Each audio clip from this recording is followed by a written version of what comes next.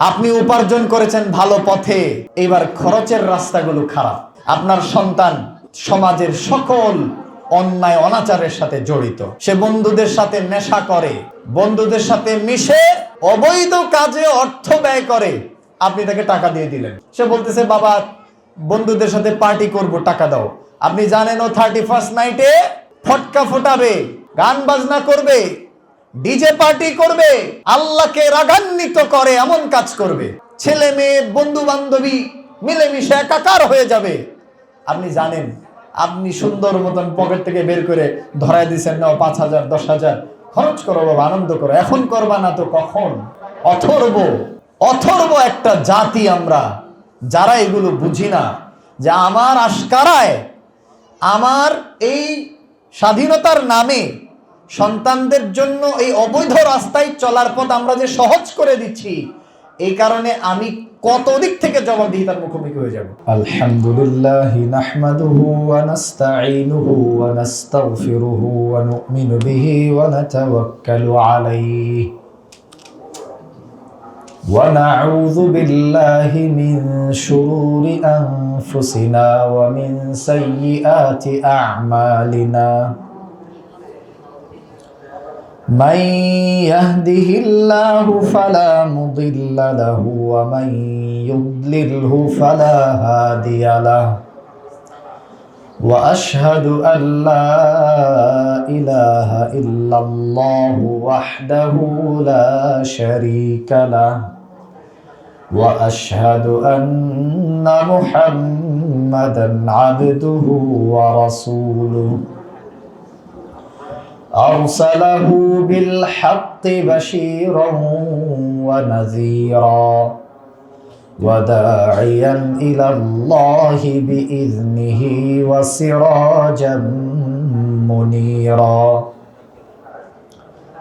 أما بعد فقد قال الله تعالى في كلامه المجيد وفرقانه الحميد: أعوذ بالله من الشيطان الرجيم.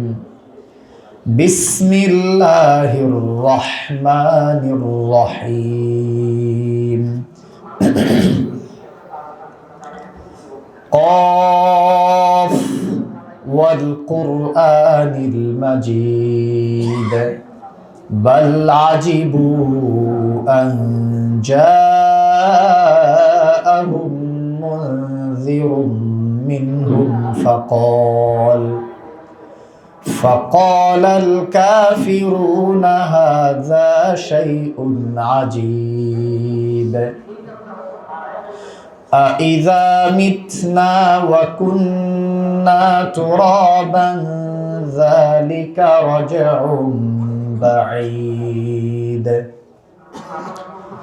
قد علمنا ما تنقص الأرض منهم وعندنا كتاب حفيظ بل كذبوا بالحق لما جاءهم فهم في أمر مريج.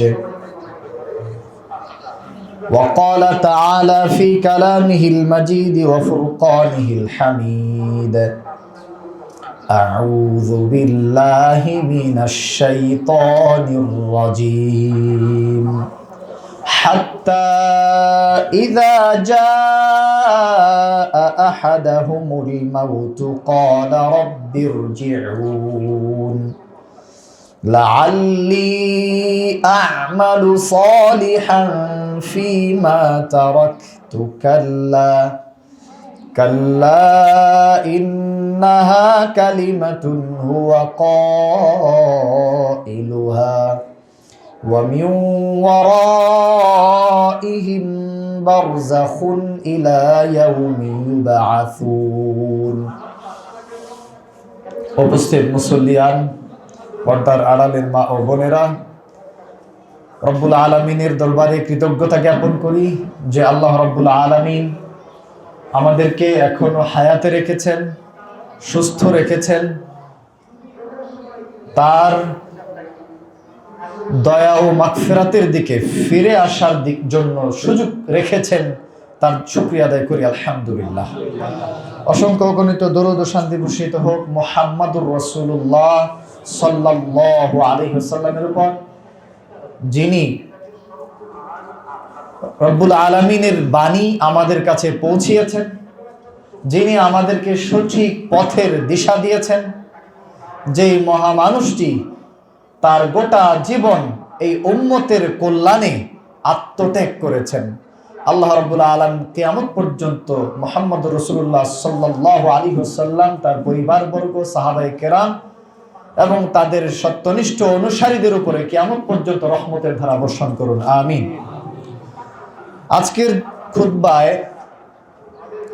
সংক্ষিপ্ত আলোকপাত করার চেষ্টা করব ইনশাআল্লাহ যুব সমাজের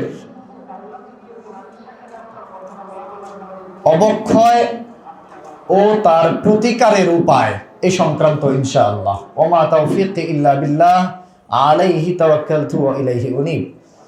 সম্মানিত মুসল্লিয়ান, যুবক বয়সটা, যৌবনকালটা মানুষের জীবনের একটা প্রাইম পিরিয়ড, খুবই মুখ্য একটা সময়। এই সময়ে মানুষ শারীরিক, মানসিক শক্তিমত্তার দিক থেকে চূড়ায় অবস্থান করে। তাদের যে মানসিক বল, তাদের যে শারীরিক সক্ষমতা, তাদের চাপ নেয়ার সক্ষমতা, ধৈর্য ধরা এবং পরিশ্রম করার যে সক্ষমতা আল্লাহ রাব্বুল আলামিন দিয়ে থাকেন, এটা জীবনের আর অন্য কোনো সময়ে হয় না। শিশু অবস্থায় মানুষ দুর্বল থাকে, বৃদ্ধ অবস্থায় আবারও মানুষ দুর্বল হয়ে যায়, কিন্তু যুবক অবস্থায় মানুষ, সে তার লক্ষ্য উদ্দেশ্য সেট করতে পারলে সেটার আলোকে কাজ করতে পারে এবং এই সময়ে মানুষ পৃথিবী জয় করতে পারে আল্লাহর ইচ্ছায়। এই সময়টা এত গুরুত্বপূর্ণ যে কিয়ামতের দিন মানুষের গোটা হায়াত সম্পর্কে আল্লাহর কাছে আলাদা জবাবদিহিতার বিষয় থাকলেও যৌবনকাল সম্পর্কে আরেকটি আলাদা জবাবদিহিতার ব্যাপার আছে।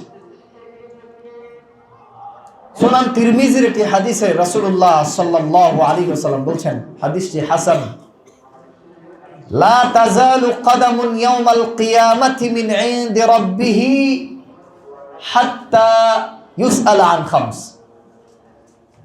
কিয়ামতের দিন আদম সন্তানের পা আল্লাহর সামনে থেকে বিন্দু পরিমাণ নড়তে চড়তে পারবে না 5টা প্রশ্নের জবাব না দেওয়া পর্যন্ত। সেই 5টা প্রশ্ন কি? আন উমরিহি ফিমা আফনাহ। তাকে একটা 50, 60, 70, 80 বছরের হায়াত দেয়া হয়েছিল, গোটা হায়াত কোন কাজে ব্যয় করেছে? অনেকে বলে যে আছেই তো জীবন বাকি, দেখব না পরে কি হয়, এখন আনন্দ উল্লাসের সময়, মজ মাস্তির সময়, আমি কি এখন বুড়ো হয়ে গেছি, ইত্যাদি ইত্যাদি। এগুলো অজুহাত দিয়ে দিনের পথে আর ফেরা হয় না। হঠাৎ যখন মৃত্যু সামনে এসে যায় তখন আর কিছুই করার থাকে না। কিন্তু আল্লাহ তাআলা তো পুরো হায়াত সম্পর্কে জিজ্ঞেস করবেন। তুমি যখন থেকে বালেগ হয়েছো, প্রাপ্তবয়স্ক হয়েছো, তখন থেকে নিয়েই তো প্রশ্ন শুরু। সারা জীবনের উপরে প্রশ্ন আছে। 2, ওয়ান শাবাবিহি ফিমা আবলাহ। বিশেষ করে জীবনের সবথেকে যে মুখ্যম সময়টা, যৌবনকালটা কোন কাজে ব্যয় করেছো জিজ্ঞেস করা হবে, জবাব দিতে হবে। ওয়ান মালিহি মিন আইনা ইকতাসাবাহ। সম্পদ উপার্জনের উৎস কি ছিল? What was the source of income? কোন রাস্তায় উপার্জন করেছেন, জবাব দিতে হবে। দুনিয়ার আরাম আয়েশ, লোভ লালসার পেছনে পড়ে হালাল হারাম সুদ ঘুষ বাজ বিচার নাই, জীবনে এভাবে কামিয়ে যাচ্ছেন, কিন্তু চিন্তা করছেন না যে আপনার এই সম্পদের উৎস সম্পর্কে আল্লাহর কাছে জবাব দিতে হবে।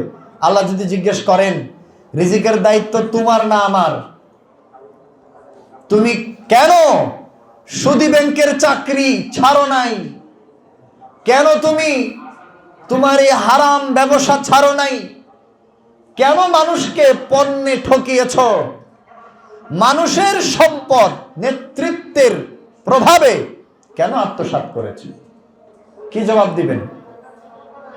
ওয়াফিমা আনফাকাহু, 4, সম্পদ উপার্জনের উৎস সম্পর্কে যেমন জিজ্ঞাসাবাদ হবে, কোন পথে সম্পদ ব্যয় করেছেন এটারও জবাব দিতে হবে। আপনি উপার্জন করেছেন ভালো পথে, এবার খরচের রাস্তাগুলো খারাপ। আপনার সন্তান সমাজের সকল অন্যায় অনাচারের সাথে জড়িত, সে বন্ধুদের সাথে নেশা করে, বন্ধুদের সাথে মিশে অবৈধ কাজে অর্থ ব্যয় করে। আপনি তাকে টাকা দিয়ে দিলেন, সে বলতেছে বাবা বন্ধুদের সাথে পার্টি করব, টাকা দাও। আপনি জানেন ও 31st নাইটে ফটকা ফোটাবে, গান বাজনা করবে, ডিজে পার্টি করবে, আল্লাহকে রাগান্বিত করে এমন কাজ করবে, ছেলে মেয়ে বন্ধু বান্ধবী মিলেমিশে একাকার হয়ে যাবে। আপনি জানেন, আপনি সুন্দর মতন পকেট থেকে বের করে ধরায় দিচ্ছেন, নাও 5,000 10,000 খরচ করো বাবা, আনন্দ করো, এখন করবা না তো কখন? অথর্ব একটা জাতি আমরা, যারা এগুলো বুঝি না যে আমার আশকারায়, আমার এই স্বাধীনতার নামে সন্তানদের জন্য এই অবৈধ রাস্তায় চলার পথ আমরা যে সহজ করে দিচ্ছি, এই কারণে আমি কত দিক থেকে জবাবদিহিতার মুখোমুখি হয়ে যাব। সবার আগে আপনি অর্থ ব্যয় করছেন খারাপ কাজে, টাকা বেশি হয়েছে, পরিবারের আনন্দ উল্লাস এসবের জন্য আপনি হারাম বিনোদনের ব্যবস্থা করলেন, পার্টি দিলেন, বেপরদায় ঘোরাফেরা করে বেড়াবে এই ধরনের ব্যবস্থা করে দিলেন। বাসার ভিতরে যত ধরনের হারাম জিনিস আছে, আপনার ইন্ডিয়ান সিরিয়াল গুলা যত কিছু আছে সব আপনি ওপেন করে দিলেন পরিবারের জন্য। তো এইগুলোর পিছনে আপনি ব্যয় করছেন, ডিশের বিল দিচ্ছেন, ইন্টারনেটের বিল দিচ্ছেন, আর এই ইন্টারনেট ব্যবহার করে আপনার বাচ্চারা কি করতেছে কোনো খোঁজ খবর নেই। সবাই একটা করে করে আইফোন কিনে দিয়ে দিয়েছেন, ছেলে ডিমান্ড করছে দিতেই হবে।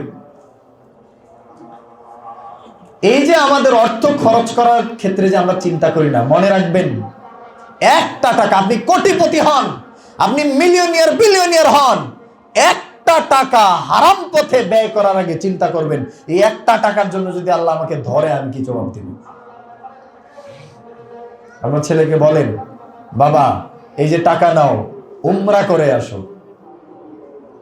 বেশি টাকা হয়েছে, আপনি পরিবারের সবাইকে নিয়ে চলেন, আমরা সবাই আবার হজ করতে যাই, হজ করে আসেন, খরচ করেন 20 লাখ 40 লাখ, যত টাকা আছে খরচ করেন।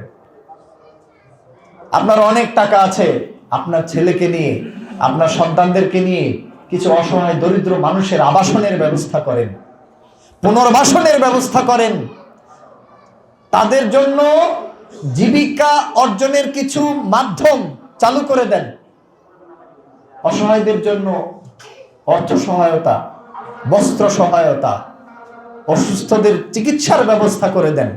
টাকা বেশি হয়েছে এইসব কাজে ব্যয় করেন। তো হারাম কাজে একটা টাকা ব্যয় করলে আল্লাহর কাছে এটার জবাব দিতে হবে। যদি আল্লাহ জিজ্ঞেস করে বসেন, উপায় নাই। 5, ওয়ামাযা আমিলা ফিমা আলিমা, আল্লাহর পরিচয় জেনেছো, রাসূলুল্লাহ সাল্লাল্লাহু আলাইহি ওয়াসাল্লামের আদর্শ সুন্নাহ তরিকা জেনেছো, সে অনুযায়ী কতটুকু আমল করেছো, জবাবদিহিতার মুখোমুখি হতে হবে, জিজ্ঞাসাবাদ করা হবে কতটুকু আমল করেছে জ্ঞান অনুযায়ী। আল্লাহুল মুস্তাআন। যে 5টা বিষয়ে প্রশ্ন করা হবে, আবারও মনে করিয়ে দেই, সব সময় চিন্তায় রাখবেন, আন উমরিহি ফিমা আফনা, হায়াত, পুরো হায়াত কোন পথে ব্যয় করা হয়েছে জিজ্ঞাসাবাদ করা হবে। 2, শান শাবাবিহি ফিমা আবলা, যৌবনকাল কোন কাজে ব্যয় করা হয়েছে জিজ্ঞাসাবাদ করা হবে। তিন, ওয়া আন মালিহি মিন আইনা ইকতাসাবা, সম্পদ কোন পথে উপার্জন করেছে। ওয়া ফীমা আনফাকা, চার, কোন রাস্তায় সম্পদ খরচ করেছে। ওয়া মাযা আমিলা ফীমা আলিমা, জ্ঞান অনুযায়ী কতটুকু আমল করেছে। এই বিষয়গুলোকে মাথায় রাখবেন আর চিন্তা করবেন, আল্লাহ রাব্বুল আলামিন যদি আমাকে আটকে দেন, আমার আর তো বাঁচার উপায় নাই। সংশোধন হওয়ার সময় এখনই, বৃদ্ধ হওয়ার পরে নয়, ছেলে বিয়ে দেওয়ার পরে নয়, মেয়ে বিয়ে দেওয়ার পরে নয়, নাতি নাতকর হওয়ার পরে দাঁড়িয়ে রাখার সময় নয়। সংশোধন হওয়ার সময় এখনই, যখন রিয়েলাইজেশন আসবে, যখন অনুভূতি জাগ্রত হবে যে আমার রবের রাস্তা থেকে আমি সরে যাচ্ছি, আমি আমার সন্তানদেরকে সঠিক তারবিয়া দিতে পারছি না, আমার সন্তান যেই জায়গায় পড়াশোনা করে, আমার সন্তান যাদের সাথে উঠা বসা করে, এখানে আমার সন্তান নষ্ট হচ্ছে, এখনই সময় আপনি আপনার সকল এফোর্ট, সমস্ত পরিশ্রম এক জায়গায় নিয়ে আসেন, নিয়ে এসে এটাকে আটকান, সন্তানটাকে আটকান, পরিবারকে আটকান, নিজেকে আটকান। নিজের অর্থ উপার্জনের উৎস যদি খারাপ হয় এখনই ছাড়েন, কারণ মৃত্যু যখন চলে আসবে তখন তো আপনি আল্লাহর কাছে একদিনের জন্য, 1 ঘন্টার জন্য, 1 মিনিটের জন্য, 1 সেকেন্ডের জন্য ছুটি পাবেন না। পাবেন নাকি? কোনো ছুটি নাই। এরকম কি সুযোগ আছে যে আল্লাহ, আচ্ছা তুমি তো মালাকুল মউত পাঠাইছো, আমারে একটা দিন সময় দাও, আমি সব দেনা পাওনা পরিশোধ করে আসি, আমার একটা দিন সময় দাও, আমার বাচ্চাগুলাকে আমি হারাম পথ থেকে ফেরত আনি, একটা দিন আল্লাহ সময় দাও, আমি আমার হারাম রাস্তাগুলা বন্ধ করে দিয়ে আসি। এটা কি সম্ভব? এটা সম্ভব না। সাথে সাথেই আপনাকে বিদায় নিতে হবে। ইযা জাআ আজালুহুম, আল্লাহ বলছেন যখন তাদের মৃত্যুর নির্ধারিত সময় হাজির হবে, লা ইস্তাখিরুনা সাআতান ওয়া লা ইস্তাকদিমুন, সামান্য সময় আগে পিছে করা হবে না, ঠিক সময়ে মৃত্যু আসবে। আর তখন সূরা মুমিনুনের 99 নম্বর 100 নম্বর আয়াত পড়ে দেখেন, হাত্তা ইযা জাআ আহাদাহুমুল মাউত, যখন পাপী অপরাধীদের মৃত্যু হাজির হবে, ক্বালা রাব্বিরজিউন, তখন তারা বলবে আল্লাহ এইবারের জন্য একটু ছেড়ে দাও, একটু আমাকে ফেরত দাও আল্লাহ, নিজেকে ঠিক করে আসি। লাআল্লি আ'মালু সালিহান ফীমা তারাকত, এইবার সুযোগ পেলে হয়তোবা আমি কিছু ভালো কাজ করে আসতে পারবো, আমলে সালেহ করতে পারবো, আল্লাহ এইবার একটু কিছু সময়ের জন্য আমাকে ছেড়ে দাও। আগে যা করি নাই, ফীমা তারাকতু, আগে যা কিছু বর্জন করেছি, ত্যাগ করেছি, যেসব কাজ করি নাই, তোমার ডাক শুনি নাই, কোরআনের পথে চলি নাই, রাসূলের তরিকায় চলি নাই, আল্লাহ একবার সুযোগ দাও, এইবার গিয়ে যাতে করে এই ভালো কাজগুলা করে আসতে পারে। কাল্লা, আল্লাহ বলছেন কখনোই না, ইন্নাহা কালিমাতুন হুয়া কাইলুহা, এটা তো একটা কথার কথা বলছে সে, সবাই বলে বিপদে পড়লে, এইবার যদি ছাড়া পাই আর জিন্দেগিতে এই কাজ করব না, কিন্তু পরে আর মনে থাকে না। আমাদের এলাকায় একটা কথা বলে, আপনারা গাব চিনেন? গাব একটা ফল, জঙ্গলে হয়। আমি ছোটবেলায় এটা খেয়েছি বন্ধুদের সাথে, কাজিনদের সাথে, গভীর জঙ্গলে আমরা ভয় ভীতি উপেক্ষা করে গিয়ে গাব গাছে উঠে গাব পেড়ে আনতাম। গাবের বিচিটা আসলে শিয়াল খায়, তো শিয়াল নাকি গাবের বিচি খাওয়ার পরে তার কোষ্ঠকাঠিন্য হয়, সে ঠিক মতো টয়লেট করতে পারে না, এমন অবস্থা হয় যে তখন সে ছেড়ে দে বা কাইন্দা বাঁচি অবস্থা, সে নাকি তখন বলে, একটা কথার কথা, একটা উদাহরণ দিচ্ছি, শিয়ালের কথা তো আর আমরা বুঝি না, যে আর খাবো না গাব গোটা, আর কখনোই খাবো না, কিরকম জানি বলে গায়ের ভাষায়। তারপরে যখন একবার ক্লিয়ার হয়, তারপরে সে বলে গাব গোটা খাবো না তো খাবো কি। আমাদের অবস্থা হয়েছে তাই, যখন বিপদে পড়ি তখন একটু আল্লাহকে ডাকি। যখন আল্লাহ তাআলা উদ্ধার করেন তখন আর আমাদের আল্লাহর কথা স্মরণে থাকে না। মক্কার মুশরিকরাও কিন্তু আল্লাহকে ডাকতো। তারা যখন গভীর সমুদ্রে সফরে যেত, সমুদ্রের ঝড়ের কবলে পড়ে, কোরআনে আল্লাহ তাআলা বলছেন তারাও বলতো আল্লাহ এইবার বাঁচায় দাও। যখন আল্লাহ বাঁচাতেন তখন আবার তারা শিরক করত। তো তখন তারা লাত মানাত উজ্জাকে ডাকতো না, তখন আল্লাহকে ডাকতো। যেই উদ্ধার হয়েছে আর আল্লাহর কথা মনে নাই, এইবার আগের মতোই লাত মানাত উজ্জার পূজা। মুহতারাম হাদিরিন, রিয়ালাইজেশন দরকার, চিন্তা ভাবনা করা দরকার, অনুভূতিটা জাগ্রত করা দরকার। যখন মৃত্যু আসবে আর আগে পিছে হবে না, সাথে সাথে আপনাকে আমাকে বিদায় নিতে হবে। ওই অবস্থায় পড়ে তো সবাই ভালো হয়ে যেতে চায়, ওই সুযোগটা তো আমার আসবে না। এটা যদি এখন আমি বুঝি তাহলে আমি সাথে সাথে সংশোধন হব। ফেরাউনের গল্প দেখেন, আপনারা জানেন সূরা ইউনূসের 90, 91, 92 নম্বর আয়াতে আল্লাহ রাব্বুল আলামিন গল্প বর্ণনা করছেন। ফেরাউন যখন তার সেনাদল নিয়ে, বিশাল বাহিনী নিয়ে মুসা আলাইহিস সালাতু ওয়াস সালাম এবং বনি ইসরাইলকে তাড়া করছে পেছন থেকে, মুসা আলাইহিস সালাতু ওয়াস সালাম সমুদ্রের পারে গেলেন। আল্লাহর পক্ষ থেকে দেয়া মুজিজা, সমুদ্র তার লাঠির আঘাতে পানি 2 ভাগ হয়ে রাস্তা হয়ে গেল। সেই রাস্তা দিয়ে তিনি যখন পার হয়ে যান, এবার ফেরাউন বলছে এটা তো আমাদের জন্যই, আরে রাস্তা দেখা যাচ্ছে, চলো। ওয়াজাওয়াজনা বিবানি ইসরাঈল আল বাহর, আমি বনি ইসরাইলকে সমুদ্র পার করে দিলাম। হাত্তা ইদা, তারপরে ফেরাউন তাদের পিছু পিছু গেল। ফাতবাহুম ফিরআউন ওয়া জুনুদু, ফিরআউন তার দলবল নিয়ে পিছু পিছু ফলো করতে লাগলো।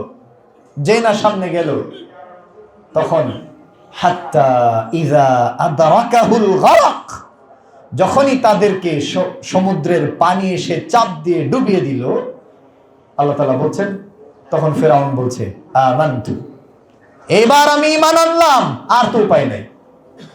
যখন মৃত্যুর সময় চলে আসছে, এখন রূহ বের হবে, এখন বলছে আমানতু আন্নাহু লা ইলাহা ইল্লাল্লাযী আমানাত বিহি বানু ইসরাঈল, আমি ঈমান আনলাম তিনি ছাড়া আর কোন সত্যিকার উপাস্য নেই, মাবুদ নেই, যার প্রতি ঈমান এনেছে বানি ইসরাঈল।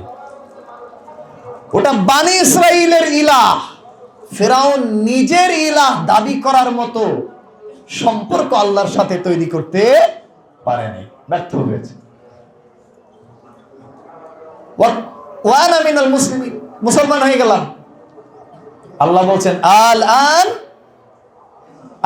আন, এখন ঈমান আনছো তুমি। ওয়াকাদ আসাইতা ক্বাবল, ইতিপূর্বে তো নাফরমানি করেছো। ওয়া কুনতা মিনাল মুফসিদিন, তুমি তো ফাসাদ সৃষ্টিকারীদের অন্তর্ভুক্ত ছিলে, পুরো দুনিয়া জুড়ে ফাসাদ করেছো। তো আল্লাহ তাআলা তার কোন দাওয়া দাবি আর কবুল করলেন না। তো আমাদের তো সেদিন চলে আসতে পারে, আমাদের উচিত হবে প্রতি মুহূর্তে আমরা যেন আল্লাহর ডাকে সাড়া দেওয়ার জন্য প্রস্তুতি গ্রহণ করি, প্রস্তুত হই। এইবার আসেন যুবক ভাইদের কথা বলি। বলেন, যুবক বয়সে মানুষ মারা যায় না মারা যায় না? মারা যায়। আমাদের সবার চারপাশে এই ধরনের উদাহরণ অহরহ আছে। যুবক বয়সে আমার নিজের ক্লাসমেট, ছোটবেলায় একসাথে পড়াশোনা করেছি, এরকম দুজনের গল্প দেখেছি। আল্লাহ তাআলা তাদেরকে নিয়ে চলে গেছেন। তাদের অবস্থা খুব ভালো ছিল না, তারা হয়তো জানে না যে এই বয়সে তাদের চলে যেতে হবে, চলে গেছেন দুজনই। আমি পরিচয় প্রকাশ করছি না, জাস্ট বলছি দুজনই মাদ্রাসায় পড়াশোনা করেছেন, কিন্তু মাদ্রাসা ত্যাগ করেছেন, দুজনই মাদ্রাসা ত্যাগ করেছেন। এবং পথ হারিয়ে ভয়ঙ্কর পরিস্থিতিতে তারা ছিলেন। আশা রাখি তাদের ঈমান ছিল, আল্লাহ তাদের ক্ষমা করবেন, আল্লাহ তাদের ক্ষমা করেন। বাহ্যিকভাবে যেটা দেখেছি সেটা হলো ধীরে ধীরে ধীরে ধীরে খারাপই হচ্ছিল, জীবন নষ্ট হচ্ছিল। যুবক বয়সে, তরুণ বয়সে, 20 হয় নাই বয়স, এই বয়সে তারা দুনিয়া থেকে বিদায় নিয়েছে। আল্লাহ আমাদেরকে হেফাজত করেন। দুজনই অ্যাক্সিডেন্টে মারা গেছেন। বলতে চাচ্ছি যুবক ভাইয়েরা, আমাদের যাদের যুবক সন্তান আদি আছে, অভিভাবকেরা যুবক ছেলে মেয়েদেরকে সাবধান করেন, সতর্ক করেন। আপনিও নির্বোধের মতো এটা বলিয়েন না, বাবা এখনই তো আনন্দ ফুর্তির সময় করো। তাকে ছোটবেলা থেকেই প্রশিক্ষণ দেন যাতে সে তার যৌবন কালটাকে আল্লাহর পথে কাজে লাগাতে পারে, যাতে আল্লাহর রাস্তায় তার যুবক বয়সটাকে কাজে লাগিয়ে আল্লাহর সন্তোষ ভাজন বান্দা হতে পারে। সেজন্য এখন থেকেই চেষ্টা করেন।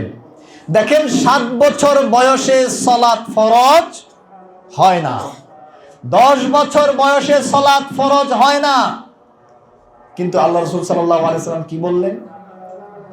মুরু আওলাদাকুম বিস-সালাতি ওয়া হুম আবনাউ 7 সিনিন। তোমাদের সন্তানদেরকে সালাতের নির্দেশ দাও। মুরু, অর্ডার দেন, আদেশ করো তাদের সালাত পড়তে, যখন তাদের বয়স মাত্র 7 বছর। ওয়াদরিবুহুম আলাইহা ওয়া হুম আবনাউ 10 সিনিন। 10 বছর বয়স হলে তাদেরকে সালাতের জন্য পিটাও, বেধড়ক মারতে হবে, একথা আল্লাহ রাসূল সাল্লাল্লাহু আলাইহি ওয়াসাল্লাম বলেননি। তাদেরকে প্রয়োজনে প্রহার করার দরকার আছে যদি তারা সালাতের সাথে সম্পর্ক না রাখে। বয়স তখন মাত্র 10। আর আমরা বলি ছেলের বয়স, মেয়ের বয়স 15 বছর, সালাত ফরজ হয়েছে, সিয়াম ফরজ হয়েছে। না বাবা, তোমার পরীক্ষা আছে, তুমি ঘুমাও, ফরজ সালাত পড়ার দরকার নেই। না না, তোমার শরীর খারাপ হয়ে যাবে, 1 মাস পরে তোমার পরীক্ষা, তুমি এখন রোজা রাখতে হবে না, তোমার কোনো সিয়াম রাখার দরকার নেই। নাউযুবিল্লাহি মিন যালিক। আপনি কেমন মুসলমান? আপনার এই বাচ্চাকে আল্লাহ রাসূল সাল্লাল্লাহু আলাইহি ওয়াসাল্লাম প্রশিক্ষণ দেওয়ার জন্য 7 বছর বয়সে সালাতের আদেশ দিতে বলেছেন। আরে বাচ্চারা 4-5 বছর থেকে পূর্ণ সালাত আদায় করতে পারে যদি বাবা মা তাকে সেই তারবিয়া দেয়। মসজিদে গিয়ে জামাতের সাথে ধৈর্যের সাথে সালাত আদায় করতে পারে। এখানে অনেক ছোট ছোট বাচ্চারা আছে, আলহামদুলিল্লাহ। শুধু আপনি শিক্ষাটা দেন, বাচ্চাকে অতি আদরে নষ্ট করবেন না। আল্লাহর আইন বাচ্চাকে পালন করতে ছোটবেলা থেকে শেখান। 10 বছর বয়সে আল্লাহ রাসূল সাল্লাল্লাহু আলাইহি ওয়াসাল্লাম বলেছেন, ফাররিকু বাইনাল মাদাজি', বিছানা পৃথক করে দাও। আর আমরা আমাদের বাচ্চাদেরকে আদর করতে করতে আসলে বাচ্চারাও এমন হয়ে গেছে, এখন তারা সামান্যতম দায়িত্ব নিতেই ভয় পায়। 12 বছর 14 বছর বয়স, আল্লাহর দিন পালন করবে, মসজিদে গিয়ে সালাত আদায় করবে, সিয়াম পালন করবে, এই সমস্ত ব্যাপারে তাদের মধ্যে উদাসীনতা, কারণ তাকে প্রশিক্ষণ দেওয়া হয় নাই। বাচ্চাকে এমন ভাবে সালাত শিক্ষা দেন, সিয়াম শিক্ষা দেন, দিন পালন করা শিক্ষা দেন, হালাল হারাম শিক্ষা দেন, যাতে এটা তার রক্তের সাথে মিশে যায়। বলেন তো কোনো বাচ্চা 5-7 বছর বয়স থেকে যদি সালাত আদায় করে, ধরেন 20 বছর বয়সে এই বাচ্চা আপনার হাত ছাড়া হয়ে গেল, 18 বছর বয়সে এই বাচ্চা আপনার হাত ছাড়া হয়ে গেল, কিন্তু সালাত ত্যাগ করলে ওর অন্তরে কি কষ্ট লাগবে না? মনে রাখবেন, বাচ্চারা ছোটবেলা থেকে যা কিছু দেখে বড় হয়, যা কিছু করে বড় হয়, এগুলো তাদের স্মৃতিতে গেঁথে যায়। বয়স যতই হোক এটা সে ভুলতে পারবে না। সে বারবার মসজিদে ফিরে আসতেই হবে তাকে। এই শিক্ষাগুলা দিয়ে বাচ্চাদেরকে রিয়ালাইজ করাইতে হবে যে তোমার সামনে বিশাল সুযোগ, যৌবনকালটাকে আল্লাহর রাস্তায় কাজে লাগাও। রাসূলুল্লাহ সাল্লাল্লাহু আলাইহি ওয়াসাল্লাম বলছেন, সাবআতুন ইউযিল্লুহুমুল্লাহু ফি যিল্লিহি, 7 শ্রেণীর মানুষকে আল্লাহ তাআলা তার আরশের ছায়া নিচে ছায়া দিবেন। ইয়াউমা লা যিল্লা ইল্লা যিল্লুহ, যেই দিন আরশের ছায়া ছাড়া আর কোনো ছায়া থাকবে না। এক শাবুন নাশা ফি ইবাদাতিল্লাহ, যেই যুবক আল্লাহর ইবাদতে তার যৌবনকালটাকে পার করে দিয়েছে, এই জিনিস আর দ্বিতীয়বার ফেরত আসবে না। যৌবনকাল আর রিটার্ন আসবে না। তো যারা এখনো যৌবনকালে আছেন, যাদের সন্তানেরা যদি বয়স পার করছে, তাদেরকে যেন সঠিক তারবিয়ার মধ্যে রাখতে পারেন। আমরা অনেক সময় বাচ্চাদেরকে এই যে খোলামেলা সমাজে ফ্রি মিক্সিং এর মধ্যে ছেড়ে দিয়ে আমরা চিন্তা করি আচ্ছা বড় হইলে পরে ঠিক হয়ে যাবে না ইনশাল্লাহ। আমি তো বুঝাচ্ছি, এক সময় বুঝবে। এই বুঝতে বুঝতে বুঝতে বুঝতে ও নষ্ট হতে হতে এক সময় ইসলামের কথা শুনলেই আর ভালো লাগে না। কেমন যুবক তৈরি হচ্ছে কল্পনাও করতে পারবেন না। 31st নাইট পার হলো, আমার ইনোসেন্ট হৃদয়, আমি মাদ্রাসায় পড়াশোনা করছি, এত অনাচার আমার দেখার সুযোগ হয় নাই। সত্যি কথা, আমি কল্পনা করি নাই, আমি জানিও না, যদিও ঢাকা শহরে বড় হয়েছি, বাট মনে হয় না 20 বছর আগে 15 বছর আগেও এতটা বেশি অনাচার ছিল সমাজে। আমি কল্পনাই করতে পারি না কিভাবে মুসলিম সমাজে মুসলিম বাবা মায়ের সন্তানেরা রাত ভর এভাবে আতশবাজি করতে পারে, ওপেন সবার সামনে। সমাজে মুরব্বীরা আছে, সমাজে বাবা মায়েরা আছে, অসুস্থ মানুষ আছে, রোগী মানুষ আছে। 10ম শ্রেণীর এক বাচ্চা এই ফটকা ফুটাই দিকে ছাদ থেকে পড়ে মারা গেছে ঢাকা শহরে। আরো বহু ক্ষয়ক্ষতি হয়েছে, 2 শিশু হসপিটালে ভর্তি, অসংখ্য পাখি এই ফটকার আগুনে মারা যাচ্ছে। বেশ কয়েক জায়গায় মানুষের ব্যবসা প্রতিষ্ঠানে, ঘর বাড়িতে আগুন লেগে গেছে। আরো দুঃখ পেলাম, দেখলাম একজন আলোচক মাহফিলে আলোচনা করছেন, এইদিকে ফটকার আওয়াজ খালি বাড়তেই আছে, উনি আর কথাই বলতে পারতেছেন, মাহফিলের পাশে ফটকা ফোটাচ্ছে। এই হলো আমাদের যুব সমাজ। আল্লাহ আমাদেরকে হেফাজত করেন। যুবকদেরকে রাস্তায় আনতে হলে মুরব্বীদেরকে দায়িত্বশীল হতে হবে। আপনি যদি আপনার সন্তানকে এইভাবে ছেড়ে দেন, তার জীবনের এই মূল্যবান সময়টা কাজে লাগানোর ব্যাপারে সহযোগিতা না করেন, সে রাস্তা হারাবে। মেহেরবানি করে সতর্ক হয়ে যান। আল্লাহ রাসূল সাল্লাল্লাহু আলাইহি ওয়াসাল্লাম বলেন, ইগতানিম খামসান ক্বাবলা খামস, 5টা জিনিসকে 5টা জিনিসের আগেই মূল্যায়ন করো। 1, শাবাবাকা ক্বাবলা হারামিক, বার্ধক্য আসার আগেই যৌবনকালটাকে কাজে লাগাও, যুবক বয়সটাকে কাজে লাগাও, গনিমত মনে করো, প্রপার ওয়েতে সঠিক রাস্তায় ইউটিলাইজ করো। যৌবনকালটা যদি কেউ কাজে লাগাইতে পারে, একদিক থেকে যেমন সে আল্লাহর প্রিয় হতে পারবে, আরেক দিক থেকে সে দুনিয়াও জয় করতে পারবে ইনশাআল্লাহ। আজকাল দেখা যায় যুবকরা বিভিন্ন জায়গায় লেখাপড়া করে, হ্যাঁ, লেখাপড়া করতে করতে গ্র্যাজুয়েশন মাস্টার্স করে করে তাদের বয়স হয়ে যায় 27, 26-27, এরপরে চাকরির প্রস্তুতি, আর মাঝখানে ওই ঘোরাফেরা করছে, মौज मस्ती করছে, লেখাপড়ার কোনো খবর নাই, কোনো রকম ভার্সিটিতে ভর্তি হয়েছে, চলে। এরপরে চাকরির প্রস্তুতি চলছে, সবার না, অনেকের। চাকরির প্রস্তুতি নিতে নিতে 2 বছর 3 বছর 30, সার্টিফিকেটের বয়স হইল 25 আর অরিজিনাল বয়স হইল 30। চাকরি হইতে হইতে 26-27 বছর, আর অরিজিনাল বয়স পার হয়ে গেছে 30-32। এরপরে গিয়ে মাত্র চাকরি শুরু করলাম, একটা প্রমোশন, একটা ভালো পোস্টিং, তারপরে আপনার একটা ঘর বাড়ি, একটা ফ্ল্যাট, আর একটু সময় নেই, করে করে বিয়ে করতে করতে 35-40। জীবনের আর আছে কি? এই যুবক আর ওইদিকে এলোমেলো রিলেশন, ফ্রি মিক্সিং, আড্ডা, এগুলো চলছে। এই যুবক যদি সময় থাকতে ম্যাচুরিটি অর্জন করতে পারত, আল্লাহর প্রিয় হতো, আর দুনিয়াতে সে সমাজকে নেতৃত্ব দিত। আরে মেয়ে, 30 বছর বয়সে তুমি চাকরির জন্য পড়াশোনা করছো,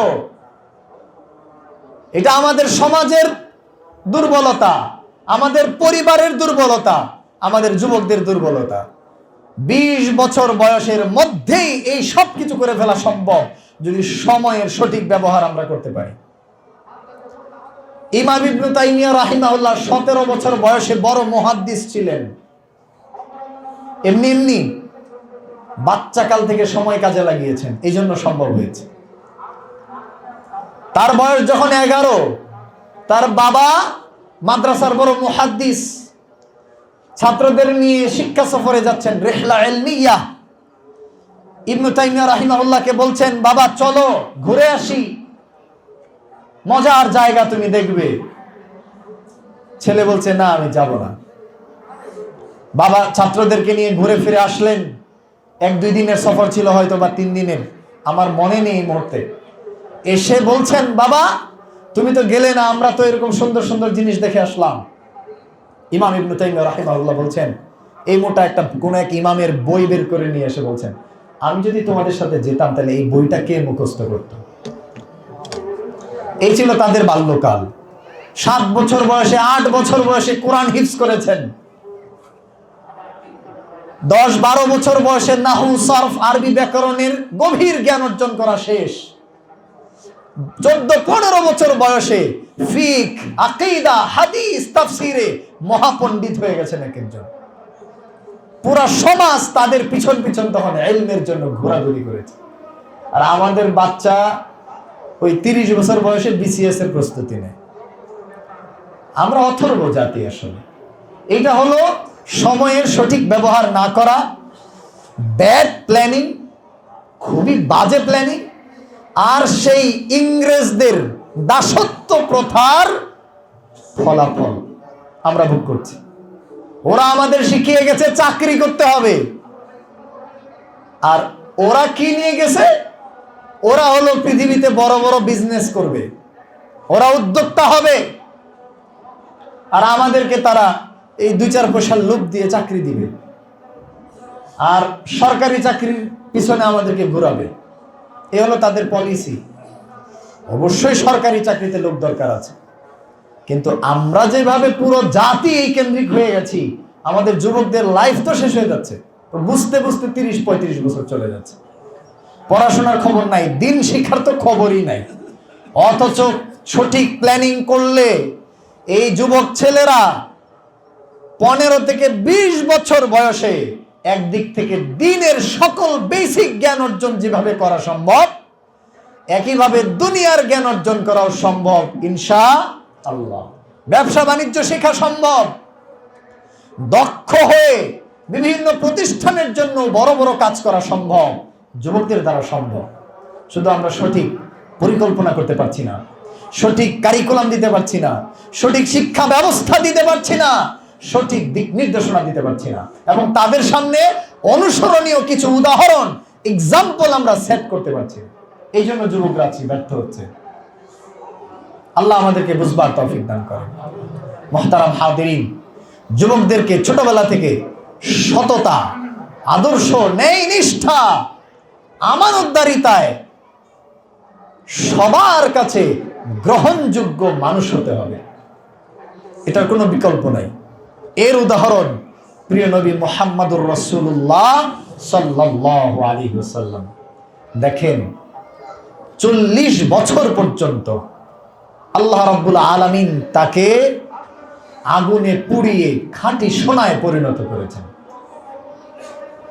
চরিত্রে, আখলাকে সর্বজন স্বীকৃত, সর্বজন গ্রহণযোগ্য মানুষে পরিণত করেছেন মুহাম্মদ রাসূলুল্লাহ সাল্লাল্লাহু আলাইহি ওয়াসাল্লাম। এই নীতি নৈতিকতার শিক্ষা আমাদের যুবকদের গ্রহণ করতে হবে।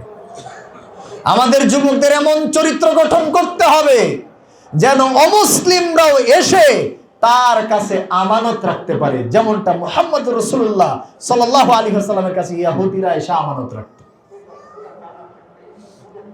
অমুসলিমরা এসে আমানত রাখত। 40 বছর বয়সে যখন তিনি প্রস্তুত সমাজের মানুষ তার মধ্যে বিন্দু পরিমাণ খুঁত দেখাতে পারে নাই যে এই লোকটা এই দিক থেকে খারাপ, এই লোকের এই সমস্যা আছে। তখন তাকে নবুয়ত দিলেন।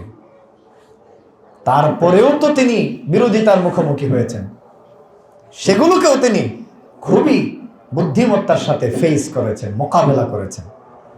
যখন প্রথম আল্লাহ তাআলা নির্দেশনা জারি করেছেন, ওয়াআনযির আশীরাতাকাল আকরাবিন, নবী তুমি তোমার নিকটাত্মীয়দেরকে এবার সাবধান করো, সতর্ক করো, আল্লাহর ভয় দেখাও।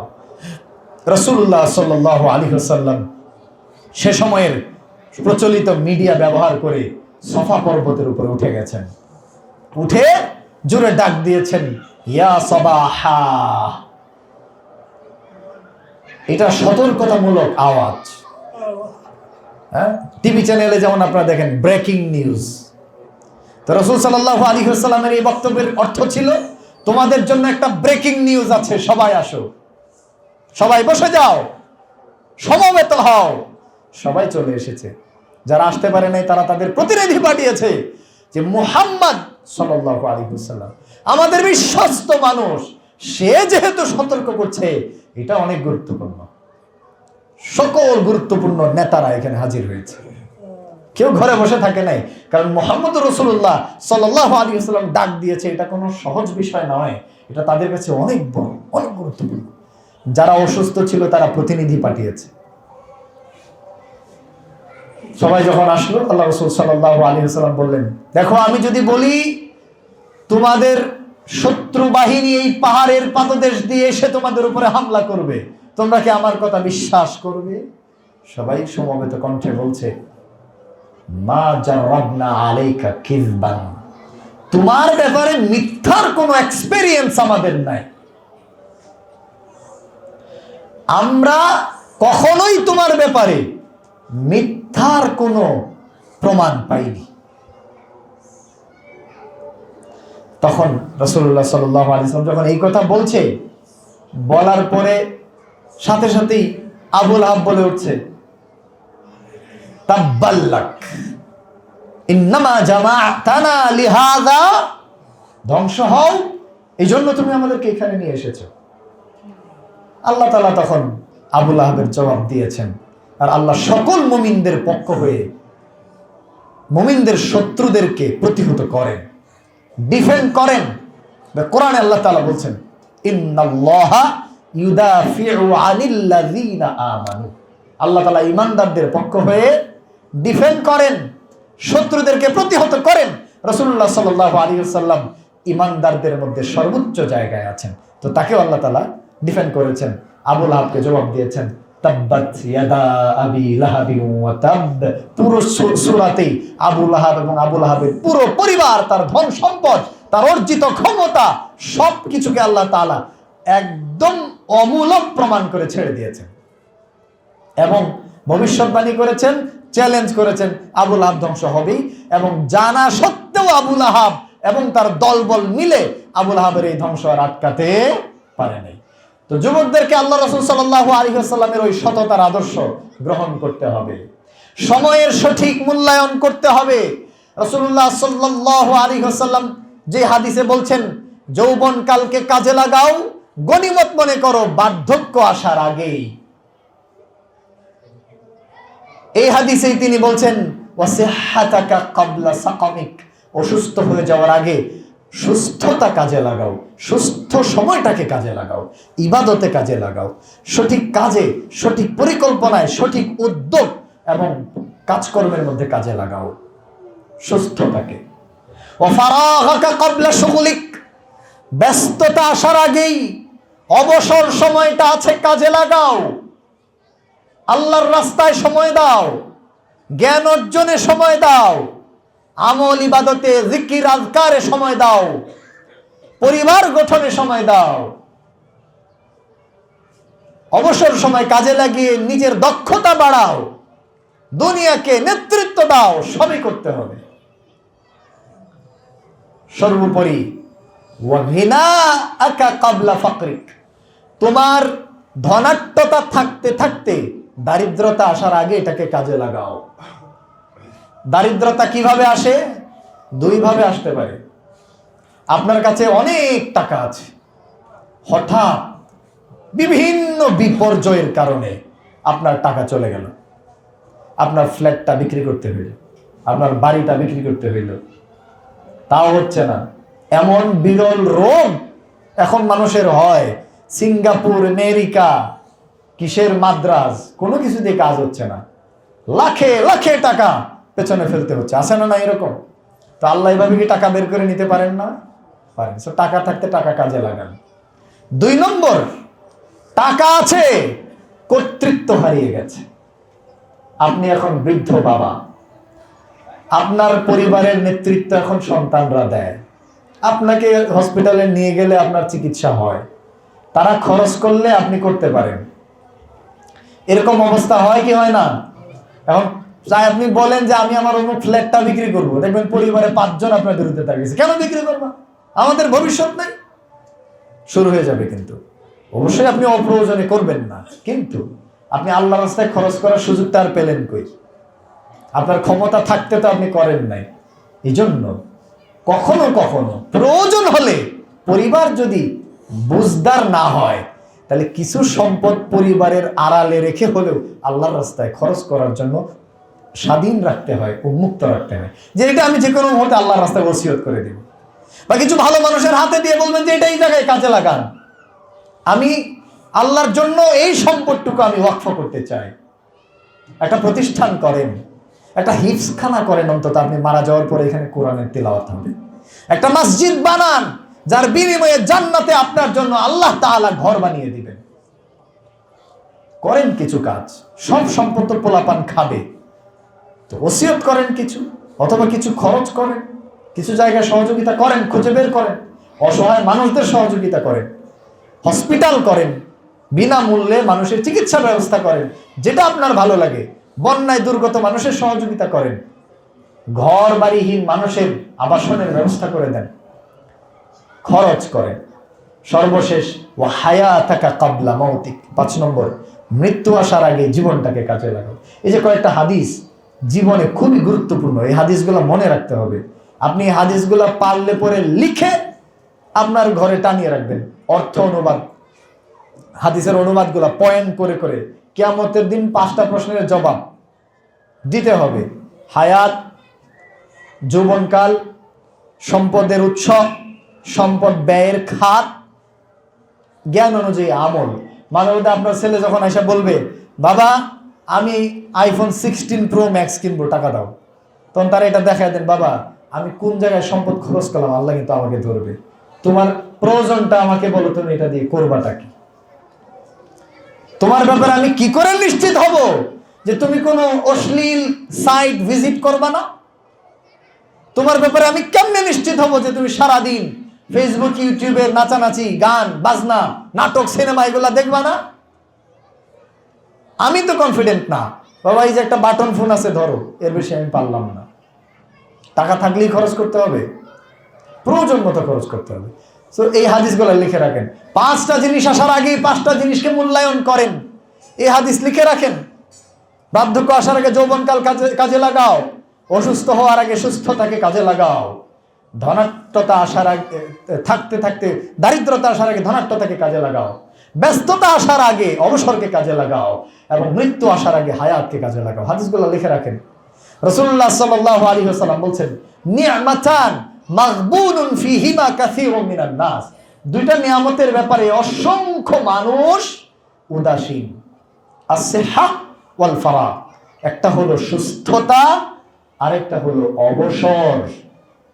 অবসর মূল্যায়ন মানুষ করতে পারে না, সুস্থ থাকলে কদর করে না। এই 2টা জিনিসকে কাজে লাগাতে হবে। যুবক ভাইদেরকে বলবো, একদিক থেকে আল্লাহর রাস্তা নির্বাচন করবেন, জীবনের সর্বস্ব দিয়ে হলেও আল্লাহর রাস্তায় টিকে থাকবেন। 2, দুনিয়ায় হালাল উপার্জনের জন্য নিজের দক্ষতা অর্জন করতে হবে, বিভিন্ন ধরনের স্কিল নিজের মধ্যে ডেভেলপ করতে হবে, সুশিক্ষায় শিক্ষিত হতে হবে, এমন কাজ শিখতে হবে, এমন ব্যবসা শিখতে হবে, যাতে করে পরনির্ভর না হয়ে স্বনির্ভর, আল্লাহর উপরে নির্ভর করে নিজের স্বাধীনভাবে দুনিয়াতে চলা যায়। এবং আল্লাহর রাস্তায়ও সময় ব্যয় করা যায়। এভাবে নিজের পরিকল্পনাগুলো সাজাবেন। আল্লাহ রাব্বুল আলামিন আমাদের সবাইকে সেভাবে তৌফিক দান করেন। আল্লাহ তাআলা আমাদের যুব সমাজকে সঠিক পথে পরিচালিত করেন। আমাদের অভিভাবকদেরকে সন্তানাদিদের ব্যাপারে সতর্ক সাবধান হবার তৌফিক দান করেন। আল্লাহ তাআলা আমাদের সন্তানদেরকে দ্বীনের উপরে সঠিক তারবিয়া দেওয়ার তৌফিক দান করেন। ওয়া আখিরু দাওয়ানা আলহামদুলিল্লাহি রাব্বিল আলামিন।